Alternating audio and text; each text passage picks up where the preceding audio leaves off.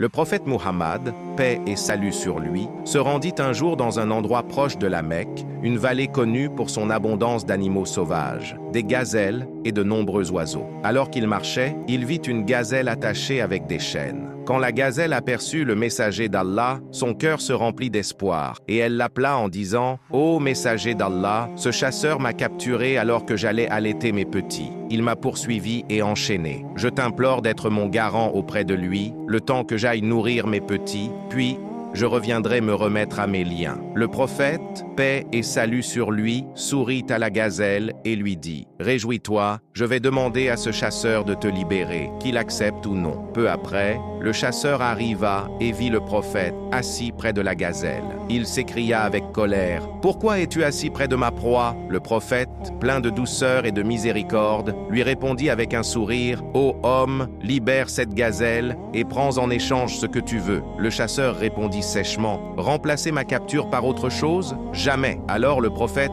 lui dit « Elle a de jeunes petits qu'elle veut allaiter, puis elle reviendra à toi. » Le chasseur éclata de rire. « Une gazelle qui part et revient, c'est impossible. » Le prophète, paix et salut sur lui, dit alors « J'ai pris son engagement qu'elle reviendra. » Le chasseur, moqueur, répondit « Alors, attache-toi à sa place, si tu dis vrai. » Le prophète répondit calmement « J'accepte ta condition. Va, ô gazelle, et allaite tes petits. » Le chasseur détacha la gazelle, et celle-ci s'enfuit rapidement jusqu'à ses petits affamés. En les allaitant, elle leur dit « Le messager d'Allah est mon garant auprès du chasseur. » Mais ces petits, en pleurant, répondirent « Qu'Allah nous interdise ton lait tant que le messager d'Allah est prisonnier à cause de toi. » Alors la gazelle retourna aussitôt vers le prophète, et le chasseur disant « Ô messager d'Allah, mes petits refusent de téter tant que tu es enchaîné à ma place. » Le chasseur, stupéfait, regardait cette scène extraordinaire, incapable de croire à ce miracle. Quand il vit le prophète, paix et salut sur lui, pleurer, il demanda « Pourquoi pleures-tu, ô messager d'Allah? La gazelle est bien revenue vers toi. » Le prophète